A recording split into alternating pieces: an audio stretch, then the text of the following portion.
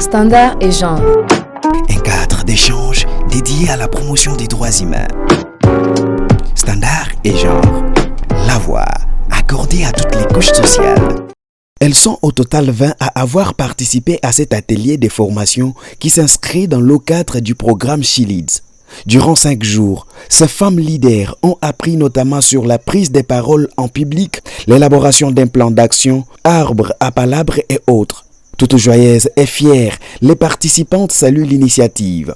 Irène Mombo, par exemple, attend la mise en œuvre de son plan d'action afin d'amorcer les activités d'intensification des techniques et stratégies apprises. Au-delà de toutes ces formations, nous avons une mission. La mission, c'est d'arriver à influencer la communauté, à accepter le leadership. La mission, c'est aussi faire changer les clichés de la femme qui est émaillé des stéréotypes, des comportements et attitudes préjudiciables. Les plans d'action sont déjà là. Les femmes She Leads sont à pied d'œuvre. Déjà, je vous ai dit, les plans d'action sont smartés, donc spécifiques, réalisables, chiffrés, même dans les temps. Alors, nous n'attendons que l'ego de la part de notre partenaire. Alexandre Tchamemamba, conseillère communale à Lukonga et participante à cet atelier, apprécie la pertinence du projet. Elle promet de vulgariser les lois, édits et autres documents en Tchoulouba sur les droits de la femme. Nous avons pris l'engagement de aussi vulgariser le message que nous avons eu aux femmes qui n'ont pas eu la chance d'être sélectionnées parmi les 20 et aussi apporter une pierre à l'édifice pour le développement de notre province qui est le Kasaï central ainsi que notre pays, la République démocratique du Congo, être cette femme leader que la province ou le pays en a besoin pour cet développement.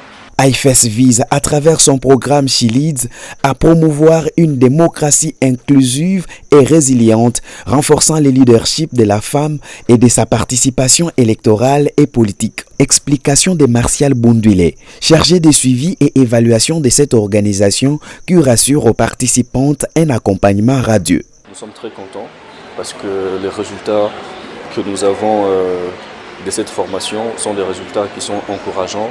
Elles ont appris sur beaucoup de choses, déjà sur les leaderships interpersonnels, sur l'engagement avec les communautés, sur la mobilisation de masse, ce qui est un facteur très important pour toutes les personnalités politiques. C'est important de mener un discours qui soit percutant et qui soit clair et précis. Ce qu'elles ont appris de particulier, c'est l'identification des problèmes de leur communauté et la façon, les différentes mesures dans lesquelles elles peuvent développer des solutions qui sont adéquates et qui sont contextualisées. La prochaine étape, c'est un suivi continu de chacune de ces bénéficiaires. Comme je vous ai dit tout à l'heure, elles ont chacune développé des plans d'action. Et la Fondation internationale pour les systèmes électoraux, avec le financement du gouvernement britannique par FCDO, va continuer à accompagner ces femmes dans la mise en œuvre de leur plan d'action afin que au parcours des élections de scrutin 2028, qu'elles soient des femmes qui soient suffisamment bien préparées, de véritables leaders qui pourront compétir à armes égales avec les hommes. C'est ça l'objectif.